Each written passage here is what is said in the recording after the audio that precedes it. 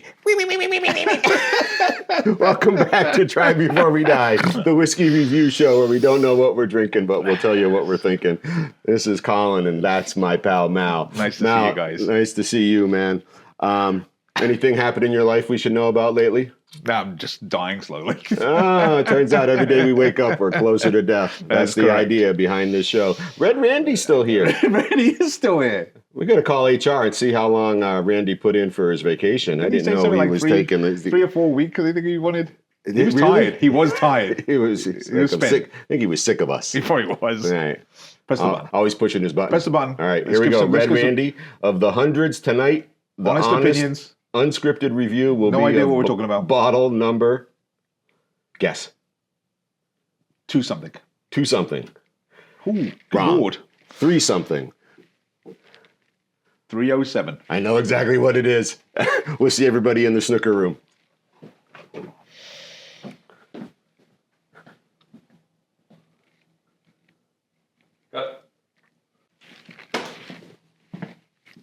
Hey, we're in the snooker room for bottle 307. Well, from my seat at the bar, because we've put these nifty little label numbers here, I could see that this shelf starts at 303. So we come over 4, 5, 6, 7, and this brings us to the 18-year-old Old Pulteney coming in at 46% ABV. Now, Old Pulteney happens to reside on the northeastern seaboard of Scotland. In fact, I believe it to be the farthest north distillery on the eastern seaboard, and then you round the corner and you're in Thurso and you've got Wolfburn. But coming in at 46%, we'll learn a whole lot more about this at the bar, but of course that would make this a Highland single malt Scotch whiskey.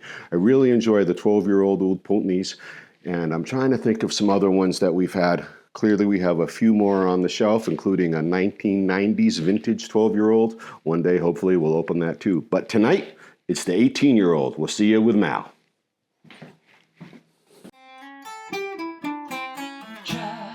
Try before we die with a bearded man and a British guy.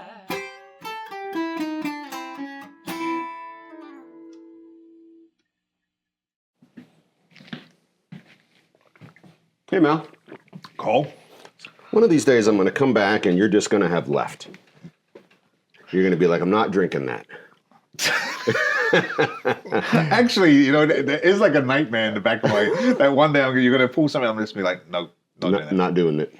But that's not tonight. No. This 18-year-old Old Pulteney? Yes. Right. Northeastern Scotland on the coast. In fact, as I was walking over, I sort of recalled something, I think from a TBWD WTF in an early rendition where Old Pulteney for a while, I think it's the town of, the seaside town of Wick, was only available by boat. And I believe they were known for their silver gold, which was their herring crop, right? So it was a fishery. All right. Right. Anyway, let's get it open and see what we can learn about this 18-year-old Old Pulteney. And you're going to definitely tell me something about the bottle. There has to be something about the bottle. Well, it's bigger at the bottom, narrower at the top. It's got a little fluctuation in the center here, really the top third. You have nothing in the back of your mind that's like why that bottle's shaped that way? You're asking me, do I know if this is related to the still? I do believe the Old Pulteney bottles are related to their still shapes. Ready? Yep. I bet if we stood here for, what's that movie? Happy Gilmore, where the ball just rests on the edge of the cup? No, that's Caddyshack. Is it Caddyshack? And then the explosions happen and the ball drops in. Is it both? I don't know about the other one. Because wasn't there some explosions and the whole amusement park fell over in Happy Gilmore too? I don't remember. Something. I don't know that movie as well as I know Right. Caddyshack.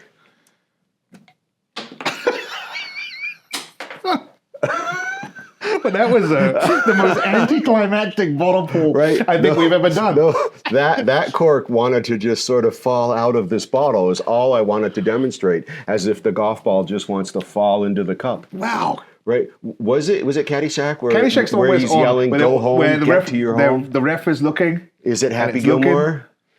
Go home. That's what's his name from Manchester. Who's the Adam actor? Sandler. Yes. Go home. Get to your home. Okay, yeah, no, I do remember that. Yes. Okay. And I do think you're right on the Caddyshack too, because Bill Murray blows up all the gopher Yeah. holes. Right. So I guess golf movies, a point of tension is the golf ball almost being in the cup, and something happens. Yes. We call that a transition moment. All right. We're going to transition some of this alcohol into Yes. these glasses.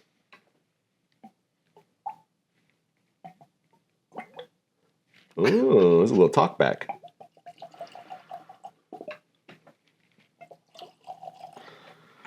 All right. So the Old Pulteney, the 18-year-old, 46% ABV. What do we got? Double matured in ex-bourbon and Spanish oak casks. Intense and warming with a hint of sea air. Again, I feel very confident in this idea of if it's a seaside whiskey. The Port of Wick. So All right, it you're is correct. the Port of Wick. I like the bottle. I do like the bottle. And again, we can quickly look and see that they've sort of maintained the shape. You see the one that's a little different? The taller one? Yeah, that's that 1990s vintage 12-year-old with the screen print on the bottle versus a label. Can you think of any Old Pulteneys you've had experience with? I know Lemming is He likes the Navigator. the navigator. Yes, it's a no-age statement. Again, a seaside theme, the Navigator. Oh, yeah. Right? Yeah. Okay. Oh, okay. Right, yep. And on haven't the- we on the done boat. like an 18 or a... Well, so way back, maybe season 1, there was a bonus episode for a 21-year-old Old Pulteney, which that vintage, which was an early 2000s vintage, was the whiskey of the year, I believe, Michael Jackson. And that's a great taste of whiskey. Yes. And I believe I do have a little bit left on the Help Yourself shelf. That bottle's got an asterisk that says with permission, Yes. because we're down to about this much. But so the Old Pulteney we like. We don't have a coloration or a chill filtration statement on this bottle. No. Makes me nervous. We'll look into it. Okay. All right. Anything else you want to say about the Old Pulteney? No. Except let's drink it. Can we talk a little bit about We its can color? talk a little about it. All right. So we know we're in bourbon and Yes. Spanish oak. We know we're there for 18 years, so we would expect a little bit of color for sure. Correct. I'm not entirely. Oh, actually, I believe this is within the last year. I think that my older son got me this Oh. because I paid his car insurance for a while he was transitioning registrations, and this was how he paid me for paying his car insurance. That's a good payback. Yeah. Now this again, this is what I think a whiskey is. Okay. When it comes to color. When it comes to color. Like, this is like a gorgeous color. All right. What makes this a gorgeous color It's to that you? auburn deep Deep. I was thinking color deep as well, right? that you get. Right. You know, certainly the ideal would be natural color for how lovely this looks. Like it makes you feel like this just sucked the bourbon out of Right, just pulled it from pulled the it wood. right out. Right. I don't think that it said first fill. Right. Again, if we're in this sort of a deeper color, I would imagine we're in first fill bourbon as well, not a second or a third refill. But yeah, But it has moved casks too to that Spanish oak. but that's what I think when I think of whiskey. This is the color I think of. Yeah. No, I think I think American oak is more known for delivering the vanillas, and I think the European oaks would be more known for sort of rounding off some of any present spiciness. All right. I'm looking at the legs on yours. Okay, so let me look at you've got a couple of really independent runners. Yeah. Where am You're I like at? fluted to one side, and then all of a sudden you get like this clear and a big. Yeah. Yeah, now I see some top to bottom runs on your glass. Yeah. All right. All right. The Old Pulteney, 18-year-old, coming in at 46%. I believe one of your preferred ABV. Yes. All Very right. much so. Yes. All right. I think that's the sweet spot. All right. Let's find out what it noses.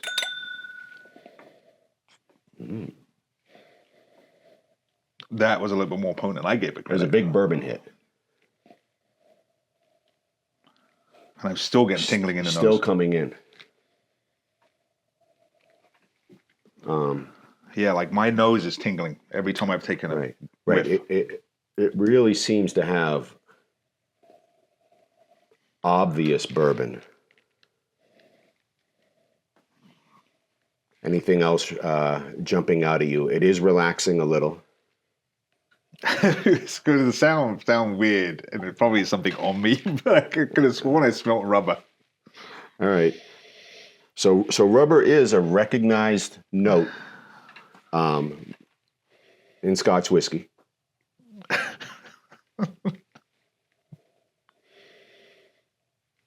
I am absolutely absorbed with bourbon notes. With a hint of vanilla at the end. Consistent with bourbon. Yes. Right. And so I would say that if I was thinking of a bourbon that this reminds me of,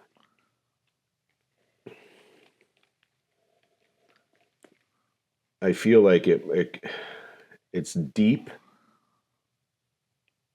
it's intense, it's thick. And so our friend Felix is a fan of the Old Forester.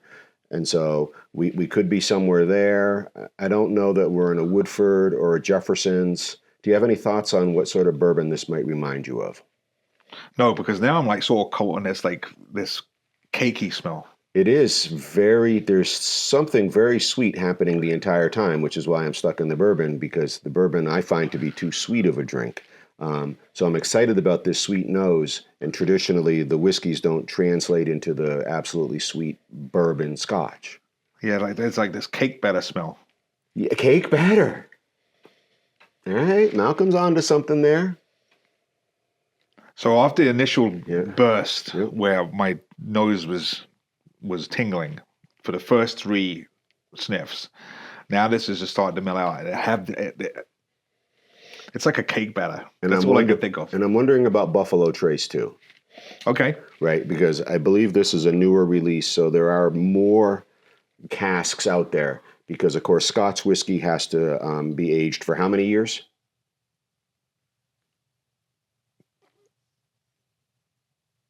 Three. Very good. It took me a second.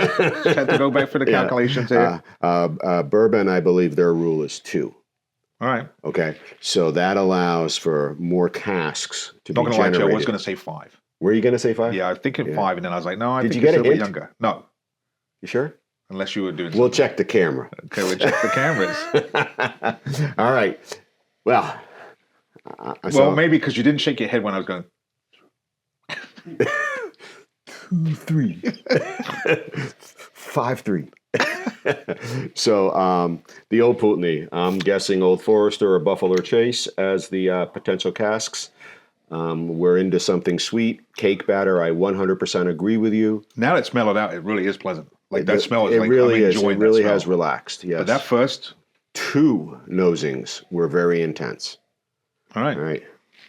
The Old Pulteney 18-year-old, 46%. Cheers. Cheers. From Wick.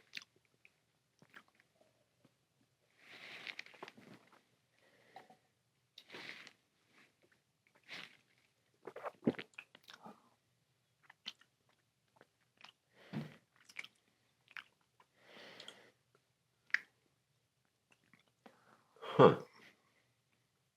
For 46, that has a lot more burn than I give it credit. It's very, I want to say, what would be between warm and hot? Because that's where this is. I can't think of something that would be definitive to say this is between warm and hot, unless I just said warmer, but not quite hot. This is 250 degrees in your oven, not 350. But very abrupt. I didn't get much mouthfeel and like wash around and a lot of taste across my mouth. It all happened in the front. So it's not thin, but it's on the lower side of moderately viscous. Right? Yes. Right. So it's got some mouthfeel. It is a little bit more than just warm. It really, in the first hit in my mouth, Malcolm, does remind me of a bourbon, Yep. right? Just in terms of it's just so present all over the place. And it relaxes very quickly. It ends. It's not a long, warming finish. Did you just say it's all in the mouth? Yes. Because it's all in the mouth. 100%. Like right up front. Yeah. But taking a smaller sip, I'm going to say cherry because it's an easy go-to.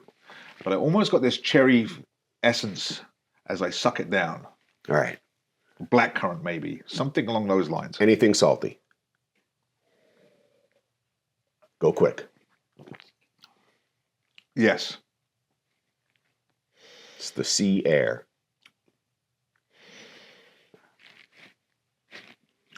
But there's something salty happening here too, Yes. right? So the beginning is very bourbon in the mouth. It spreads pretty quickly. It stays all there. Red currant, dark cherry, something happening there with a hint of salt.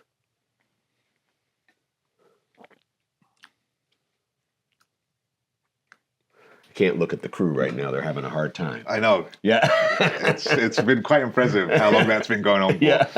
But you know what this salt bit might be? What? That salt water taffy. Right. Or a salted caramel? Salted caramel. Something on like the boardwalk. Yes. Who was the main character in that HBO series Boardwalk? I never watched it. Really? Yep. Tony's cousin from The Sopranos. I never watched that show either. He was a firefighter in real life when he was a young man. I have no idea who you're talking about. Oh my gosh. Not Marty Feldman.